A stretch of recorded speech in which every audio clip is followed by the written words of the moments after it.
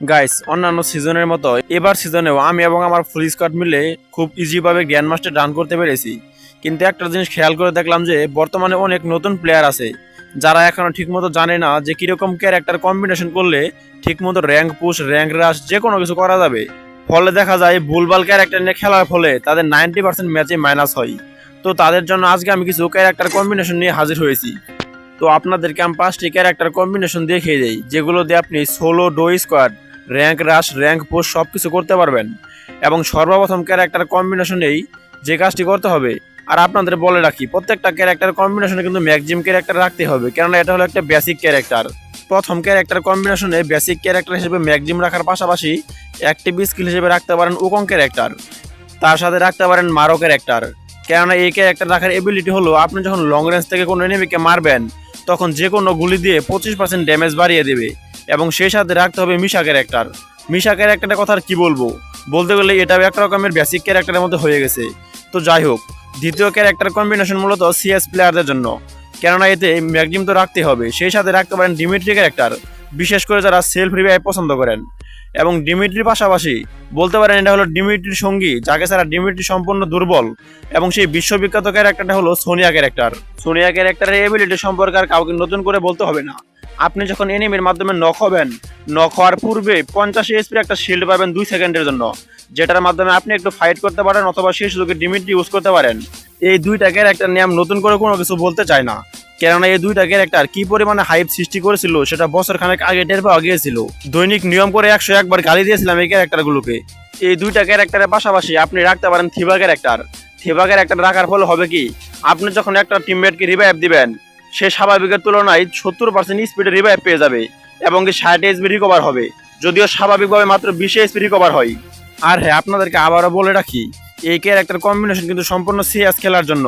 ভুলেও এই character combination rank খেলা ট্রাই করবেন না। আর হ্যাঁ, রাশ অথবা পুশ কম করবেন, কেননা এই ক্যারেক্টারগুলো মূলত টিমমেটকে সাপোর্ট করার জন্য ব্যবহার করা হয়। এরপরে 3 নম্বরে আপনাদেরকে যে ক্যারেক্টার কম্বিনেশন দেখাবো সেটা হলো সম্পূর্ণ জেনুইন রাশারদের জন্য, অর্থাৎ যারা solo versus squad, solo versus do এসব খেলতে পছন্দ করেন, শুধুমাত্র তাদের জন্য আজকের এই ক্যারেক্টার কম্বিনেশন। এখানে বেসিকভাবে ম্যাক্সিমাম রাখার পাশাপাশি অ্যাক্টিভ ইউজ করবেন তাৎসুয়া ক্যারেক্টার, যেটার মাধ্যমে আপনি টানা 2 বার রকেটের গতিতে দৌড়াতে পারবেন। যেহেতু এটা মূলত রাশার অর্থাৎ সোলো ভার্সেস স্কোয়াড প্লেয়ারদের জন্য, সেজন্য মোকো ক্যারেক্টারটা ইউজ করবেন। এতে করে ফুল স্কোয়াড যখন রাশ দিবে সহজেই তাদের লোকেশন পেয়ে যাবেন। এবং তৃতীয় স্লটে রাখতে পারেন, শুরুতে হায়াতও রাখতে পারেন, যেটা এবিলিটি সকলে জানা। এবং সে সাথে রাখতে পারেন জোটা ক্যারেক্টার। এর ফলে ফাইট করার সময় প্রত্যেকটা প্লেয়ার নক করলে আপনি 40 করে এসপি বৃদ্ধি পাবেন। অথবা চাইলে আপনার ওলফ্রা ক্যারেক্টার ব্যবহার করতে পারেন। এই ক্যারেক্টার ব্যবহার করার এবিলিটি হলো আপনি যখন এনিমিকে হেডশট মারবেন স্বাভাবিকের তুলনায় 25% ড্যামেজ বেশি দিবে, কিন্তু এনিমি যদি আপনাকে মারে তাহলে 25% হেডশট ড্যামেজ কম হবে। তাহলে বুঝতেই তো পারছেন এটা কি পরিমাণ প্রয়োজনীয়। তো যাদের ওলফ্রা পছন্দ হয় না, তারা রাশ করার জন্য সেই ক্যারেক্টারের বিকল্প হিসেবে রাখতে পারেন লুনা ক্যারেক্টার। এর ফলে হবে কি, আপনি যখন ফাইট করবেন তখন আপনার প্রত্যেকটা গুলির রেট অফ ফায়ার বেড়ে যাবে। সেই সাথে যখন আপনি শুট দিবেন এনিমির মুভমেন্ট স্পিড কমে যাবে। এবং এই ক্যারেক্টার যদি আপনাদের পছন্দ না হয় এবং আপনি যদি একজন শটগান লাভার হয়ে থাকেন, তাহলে আপনি নিঃসন্দেহে ব্যবহার করতে পারেন এই ক্যারোলিন ক্যারেক্টার। এর ফলে হবে কি, আপনি যখন শটগান ইউজ করবেন তখন আপনার মুভমেন্ট স্পিড স্বাভাবিকের তুলনায় অনেকটাই বেড়ে যাবে। তো এটা ছিল জেনুইন রাশারদের ক্যারেক্টার কম্বিনেশন। এবং এরপরে যে ক্যারেক্টার কম্বিনেশন সেটাও এক প্রকার রাশারদের জন্যই। এর মাধ্যমে আপনি solo, duo squad, full squad সবই খেলতে পারেন। তো এর জন্য আপনি বেসিক্যালি ম্যাক্সিমাম ইউজ করবেন এবং সেই সাথে ইউজ করতে পারেন ওরিয়ন ক্যারেক্টার, যেটার এবিলিটি আমাকে নতুন করে বলতে হবে না। তো যদি আপনি ওরিয়ন ব্যবহার করেন, মাস্ট বি এর সাথে আপনাকে মিগুয়েল ক্যারেক্টার ব্যবহার করতেই হবে।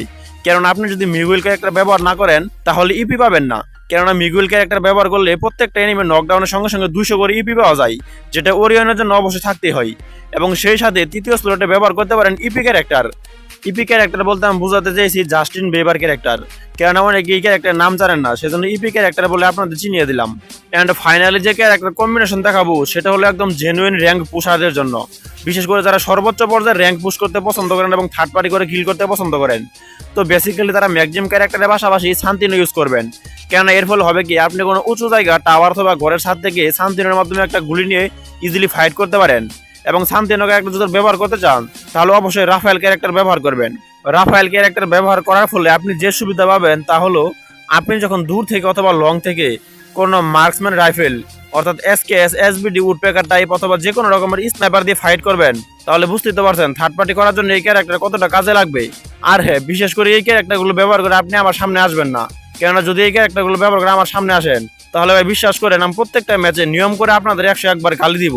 তো পুশ করার জন্য এই ক্যারেক্টারগুলো পাশাপাশি বাকি স্লটের যে ক্যারেক্টারটি আপনারা চাইলে ইউজ করতে পারেন সেটি হলো মারো ক্যারেক্টার। এবং মারো ক্যারেক্টারের এবিলিটি কিছুক্ষণ আগে আপনাদের বলেছিলাম যে লং থেকে কোনো এনিমিকে ড্যামেজ দিলে স্বাভাবিক ড্যামেজের তুলনায় 25% ড্যামেজ বাড়িয়ে দেবে। তাহলে বুঝতে তো পারছেন লং থেকে একটা এনিমিকে মারলে আপনারা কতটা সুবিধা পাবেন। সবশেষে আপনাদেরকে একটা কথা বলে রাখি, এসব ক্যারেক্টার স্কিল গান স্কিন সব হুদাই, মেন খেলা হলো আপনার হাতে এবং আপনার মোবাইলে।